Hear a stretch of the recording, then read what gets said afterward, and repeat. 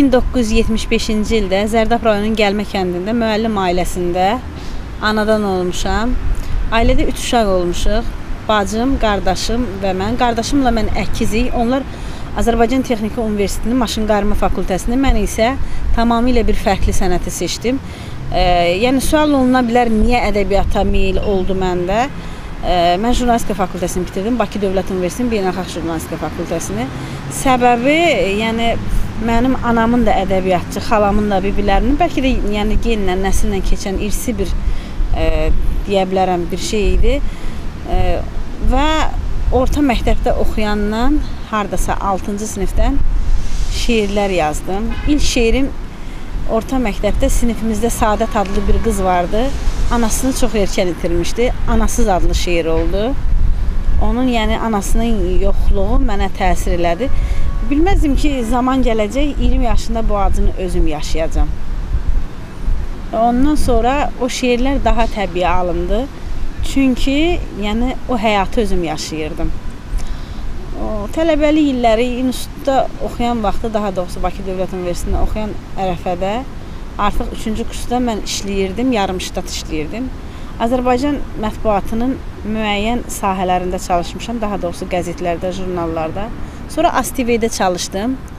Səhər proqramında Qulu Məhərrəmli ilə redaktor vəzifəsində çalışdım. Sonra yenə bir neçə mətbuatda çalışdım. Artıq 3 ildir ki, jurnalistika sahəsini tamamilə ləğv elədim. Sənətimdən xaric elədim. Və bugün hal-hazırda el məclislərində aparıcı kimi iştirak edirəm. Və təbii ki, öz şeirlərim də ön sırada olmaq şərti ilə. 2 il öncə mənim böyük bir yaradıcılıq gecəm keçirildi. İpək Yolu restoranında, yüksək səviyyədə. Yəni, həmin gecənin aparıcısı Respublikanın əməkdar artisti Ağalar Bayramov və Cığatil xanımı idi. Cığatil İsa qızı. Və həmin gecədə, yaradıcılıq gecəsində Respublikanın tanınan söz, şeir və musiqi insanları iştirak elədi. Həmçinin mətbuat nümayəndələri, televiziya işçiləri. Yəni, yəqin ki, bunu izləsəniz, YouTube-da var bu.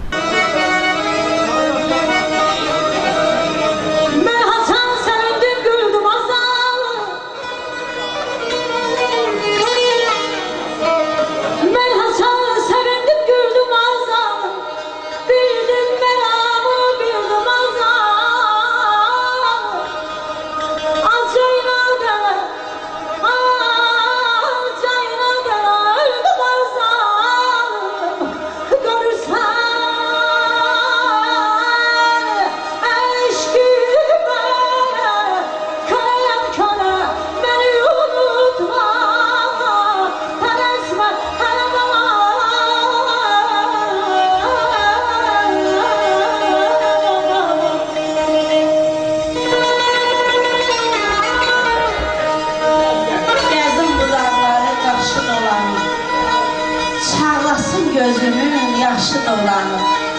Ay dərdimlə yaşı dolanım. Bir də sevə bilsən, məni sevərsən. Hələ çökməmişəm, qarımamışam. Göynəyən yaram var, sarımamışam. Mən də məhəbbətdən yarımamışam. Bir də sevə bilsən, məni sevərsən. Sənə keşik çəkən göz də taparam. Səni unutmağa söz də taparam. Səni isitməyə köz də taparam. Bir də sevə bilsən, məni sevərsən. Könlüm məni desən, yenə gələrəm. Uçaram o şirin səsə gələrəm. Gətirib ömrünə nəsə gələrəm. Bir də sevə bilsən, məni sevərsən. Dedim ki, həmişə yanıma gül. Dedim ayrıla qoparaq şivə. Məni yanıtmadın, ay məni sevmə. Nə tez arzular verirsən sənə, məni unutma, tələsmə. Dostlar, bu məclisdə xoş gördük sizi. Sazdan söhbət açar, sözdən danışar. Gizli sevdalardan, pünhan eşqlərdən, arxadan boylanan gözdən danışar.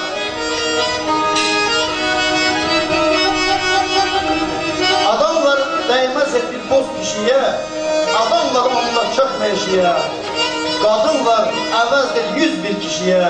Gəlin biraz o cür qızdan danışaq. Bəs deyilmi ürəyimi qırdığın? Bəs deyilmi mənə yara vurduğun? Bəs deyilmi soyuq durduğun? İtirmişəm, axtarıram, hardasan? Ürəklər qovuşub barışmaq istər, tellər bir-birinə sarışmaq istər, dodaqlar dillənib barışmaq istər. Ay insafsız özəmirəm, hardasan? Bu eşqi yalancı sanıb gedirəm, bugündən mən səni danıb gedirəm, sandım aldanmışam, qanıb gedirəm. Bu dəfə gecikmə, tez gəl, hardasan? Bir diskim işıq üzü gördü, nə bilirsən nə çəkirəm adlı.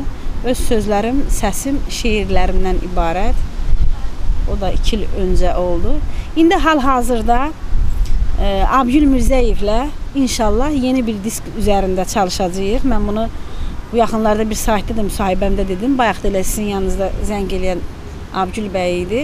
Deyir, yəni vaxt elə məşqlərə başlayaq. Yəqin ki 2015-ci ildə mütləq söz verirəm ki, şeirlərimdən ibarət şeir kitabım və bir diskim işıq üzü görəcək.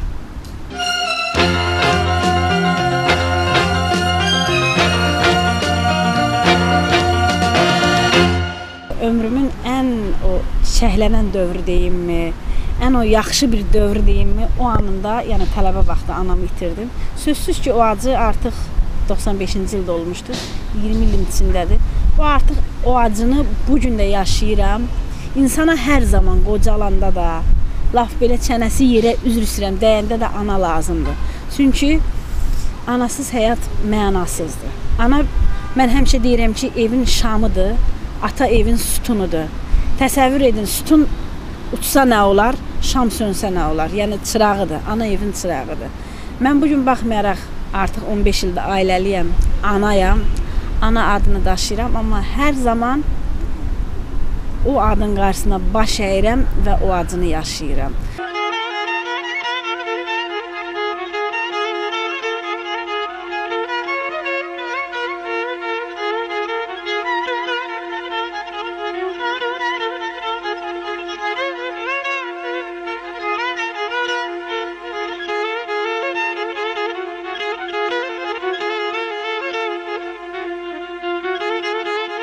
Bir gün ağır əməliyyat keçirdim.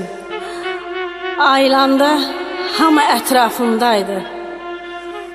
Amma gözlərim bircə insan axtarırdı. O isə elə bil qeybə çəkilmişdi. Bir vaxtlar məni nə əzabla dünyaya gətirən, böyüdən, təhsil verən, amma sonunda barını yeyə bilməyən anam yanımda yox idi.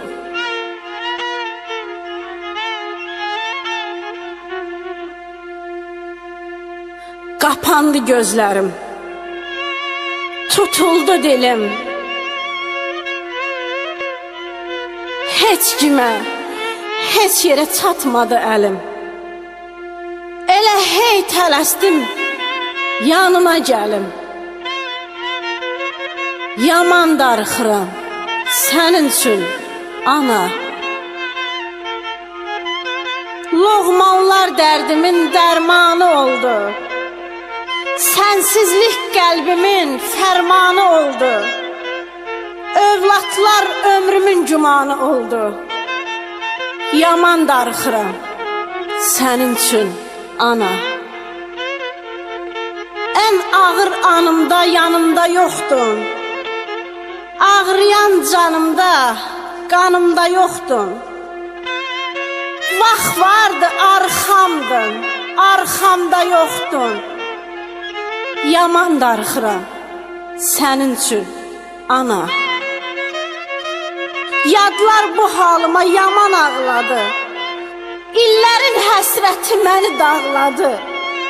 Sən istəyirdim, ruhum çağladı. Yaman darxıram sənin üçün, ana.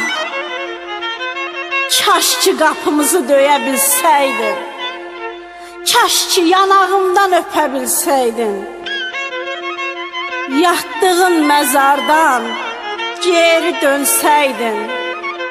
Yaman darxıram sənin üçün, ana. Müsahibələrimdə həmişə sual verirlər ki, nədən qəmgin yazırsan?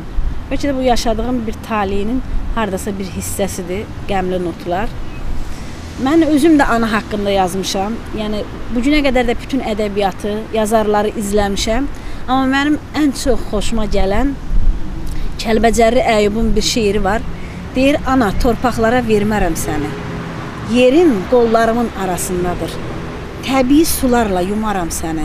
Suyun gözlərimin qarasındadır. Doğrudan da ana o qədər bizim üçün müqəddəsdir. Həmçinin ata da. Mən ata haqqında da yəni yazmışam. Düzdür, şükür ki atam sağdır, amma buna baxmayaraq bir gün Elnarə Abdullayeva mənim ən çox sözlərimi oxuyur, Səyyad Əlizadə oxuyur, Baloğlan Əşrəfov oxuyur, Yusif Mustafayev daimi mütəmadi oxuyur. Yəni bir sıra hal-hazırda gənc müğənnilərdən də var. Həm də mən özüm musiqi bəstələyirəm, piano sinifini bitirmişəm tərifnamə ilə. O yüzden yəni musiqi savadım da var. Üstə gəldə 2 il Elnarə xanımla bir çalışmışıq. Muğam dərslərini hardasa ondan müəyyən qədər götürmüşəm. Həmişə deyir ki, nəsə səndə duyğu başqa cürdür. Bir gün məndən xahiş elədi ki, bax bu qədər ata şeiri oxuyuram, mənə çatmır. O atasını itirmişdi 3 il bundan öncə, artıq 4-cü ilin içindədir. Dedi, çox xahiş edirəm səndən, elə bir şeir yaz dilən ki, bax o mənim o sarı simimə toxunsun.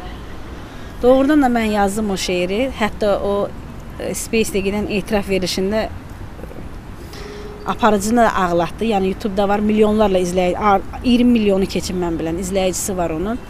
Həmin şeir, orada ananı da oxunan muğamın sözləri müəllifi mənəm, atada da. Həmin şeir, yəni muğamda oxunan sözlər. Harada oxusa, bugün də həmin xanım hansı məclisdə, hansı tədbirdə oxusa, yenə də hamıya təsir eləyir. Yəni bir sözlə, mən həmişə deyirəm ki, hər birimiz bir evlad kimi valideynlərimizə borçluyuq və onların qarşısına daim borcumuzdur ki, baş əyməliyik.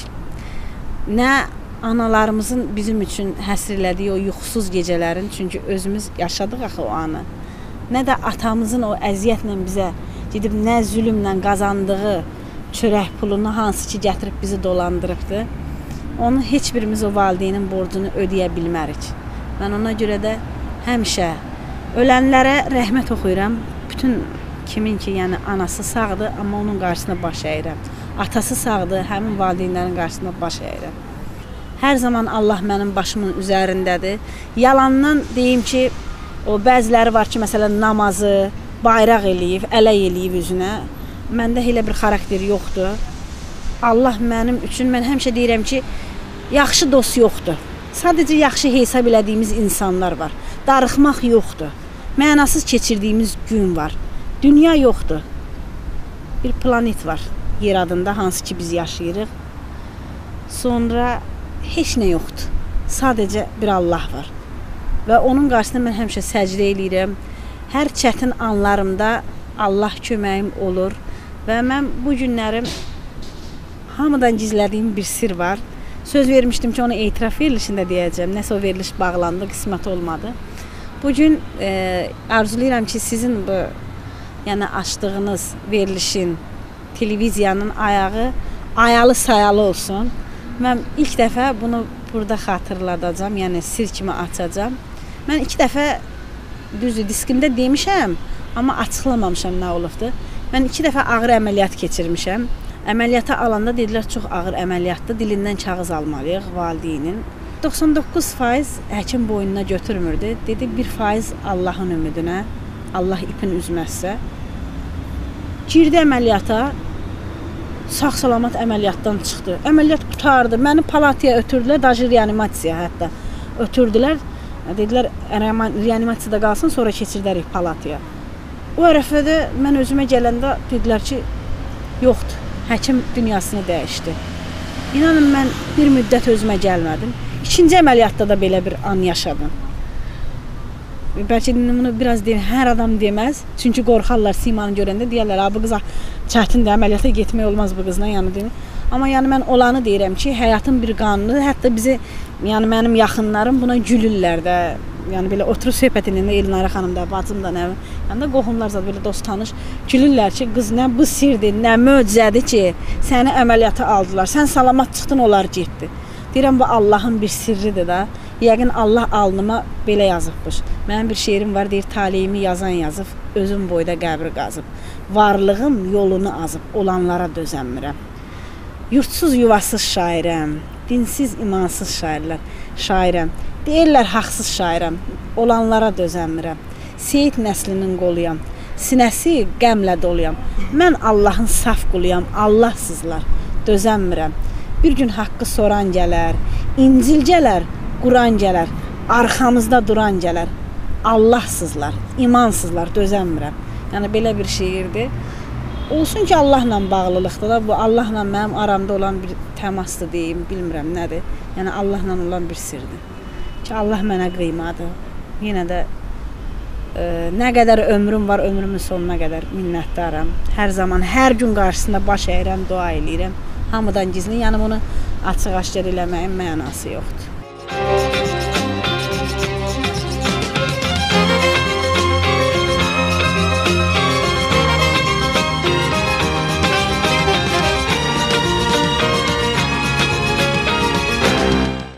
Mən arzu edirəm ki, bu günləri bizim ən yaralı yerimiz olan Qarabağımız, yəni işğalda olan torpaqlarımız, vətənimiz deyək də, vətənimizin o qaymağı özümüzə qayıtsın. Mən arzu edirəm ki, həmin torpaqlar özümüzə qayıtsın. Bugün heç kimə yuxarıdan aşağı baxmasın. Baxmayaraq ki, mən Qarabağlı deyiləm, mən Şirvanlıyam. Biz bütöv Azərbaycanlıyıq. Azərbaycanın hamımız zəncirvarı evladıyıq. Axtarsaq, baxarıq ki, hamı bir-birinə bəlkə qohumdur, dostdur, tanışdır. Qismət istəmirəm, yarım-yarım çıx. Mənə hər nə versən, nağıl ver Allah. Sənə əl açmıram vardan ötəri. Mənə bircə qırıq, ağıl ver Allah. Sevindir qəlbimi tək bircə doyum. Həsrətin bağrını əlimlə oyum. Dinəndə dilimin altına qoyum. Mənə bircə sıxman oğul ver Allah. Bu sınıq könlümü sarıya bilsin. Dostumu, yarımı arıya bilsin. Soyumu, kökümü qoruya bilsin. Mənə bir qeyrətli oğul ver Allah. Mən üzr istəyirəm, Allah Taala mənə verdiyini bilmirəm necə olacaq. Onu zaman göstərər. Mən arzu edirəm ki, bütün oğullarımız, qızlarımız doğrudan da qeyrətli olsunlar. Nəyinsə xatirinə yox. Mənəviyyatlar qeyrətli olsun. O insanlıqları qeyrətli olsun. Bax, bunu mən bütün gənclərimizə, bütün o böyüyən o uşaqlara, nəsillərə, bütün insanlara arzu edirəm ki, mənəviyyatları zəngin olsun. Gələcəklərini düşünsünlər. Mənim bugün heç kim yoxdur arxamda. Sadəcə bir Allah var. Allah deyib durmuşam. İnanıram da ki, yəni damla-damla bir göl olar da. Məsələn, adam var ki, birdən-birə qalxır. Amma o qalxanda pilləkənlər, o Nəriman Həsənzadənin bir qəşəng şeiri var. Deyir, yəni o qalxanda elə qalx ki, o düşəndə də həmin insanlarla rastlaşacaqsan. Onlara yuxarıdan aşağı baxma. Allahdan arzu edirəm ki, özümə görə yox, müəyyən insanlara kömək eləmək üçün uşaqlar evidir, qocalar evidir, kimsəsizlər evidir. Bax, onlara ürəyim istədiyi kimi, məsələn, imkanım olsun, eləyim. Hansısa bir məsəl üçün kəndi yolunumu, suyunumu çəkim. Bax, belə böyük arzularım var ki, xeyriyyətçi kimi də, bax, belə bir işlər görüm. Allah o imkanı versin edeyim. Həyat yoldaşım mənim həmişə dayağımdır. Mən qızıma da, bütün subay xanımlara da öz ömürgün yoldaşım kimi bir ailə başçısı arzu edirəm. Bir məqam var çatacağım. Tək Allahdan umacağım. Allah ömür istəyirəm. Amma o ömrü can sağlığı ilə xeyri nəsib eləsin ki, mən bütün insanlara ömür istəyirəm. Xoşbəxt bir avan yaşamaq ümidi ilə.